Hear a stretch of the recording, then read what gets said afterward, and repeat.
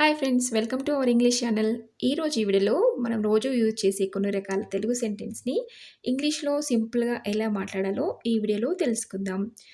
అన్నీ కూడా చాలా సింపుల్గా ఉంటాయి, చాలా ఈజీగా ఇంగ్లీష్లో నేర్చుకోవచ్చు. ముందుగా ఫస్ట్ సెంటెన్స్ వచ్చేసి నువ్వు ఏం చేశావు, నిన్న నువ్వేం చేశావు అని అడగడానికి ఇంగ్లీష్లో what you have done, what you have done అని ఇంగ్లీష్లో అడగాలి. ఇప్పుడు నెక్స్ట్ సెంటెన్స్ చూద్దాం. మీరు ఖాళీగా ఉన్నారా అని ఎవరైనా అడగాలి అనుకున్నప్పుడు are you free, are you free అని ఇంగ్లీష్లో అడగాలి. ఇప్పుడు థర్డ్ సెంటెన్స్ చూద్దాం.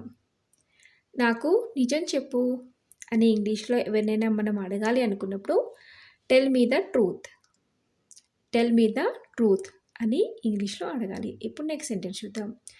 ఎక్కడికి వెళ్ళాలో చెప్పు అని ఎవరినైనా మనం అడగాలి అనుకున్నప్పుడు tell me way to go, tell me way to go అని అడగాలి. ఇప్పుడు నెక్స్ట్ సెంటెన్స్. నాకు ఆకలిగా ఉంది అని మనం ఎవరికైనా చెప్పాలి అనుకున్నప్పుడు ఐఎమ్ హంగ్రీ, ఐఎమ్ హంగ్రీ అని చెప్పాలి. Next sentence. నాకు అది అవసరం లేదు అని ఇంగ్లీష్లో చెప్పాలి అనుకున్నప్పుడు I don't need it, I don't need it అని చెప్పాలి. ఇప్పుడు నెక్స్ట్ సెంటెన్స్. నా కోసం వంట చెయ్యి అని ఎవరికైనా మనం చెప్పాలి అనుకున్నప్పుడు cook for me, cook for me అని ఇంగ్లీష్లో చెప్పాలి. ఇప్పుడు నెక్స్ట్ సెంటెన్స్. నా చెయ్యి పట్టుకో, ఎవరైనా చిన్నపిల్లలు ఉన్నారనుకోండి, నా చెయ్యి పట్టుకో అని చెప్పాలి అనుకున్నప్పుడు హోల్డ్ మై ఫింగర్ అని చెప్పాలి. ఇప్పుడు నెక్స్ట్ సెంటెన్స్.